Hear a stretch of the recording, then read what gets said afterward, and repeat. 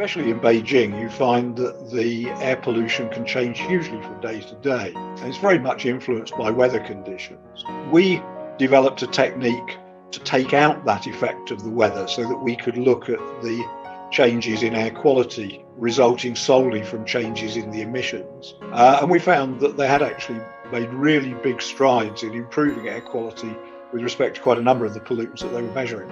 The local residents were prevented from using solid fuels for heating and cooking within the city itself. So coal and wood were outlawed as fuel sources, and cleaner fuels, electricity and gas, were made available to them so they could do this.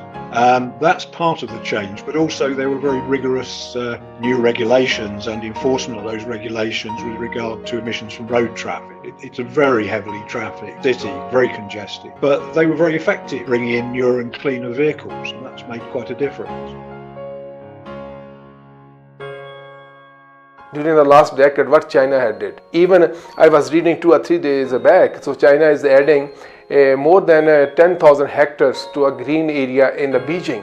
It will make that the 44% area of Beijing will be under the trees and under the forest area. It's been clear over at least the last decade or so that the rapid development of China from an impoverished, largely rural country to a great industrial power has had its effects in terms of the pollution of the environment. This is not an issue of cutting back on people's consumption, on cutting back on people's living standards, but on the contrary, it is a means of increasing their living standard without polluting the environment. And the fact that they're moving very clearly with nuclear energy, trying to find alternative energy sources, has been, I think, a very encouraging development for the rest of the world as well.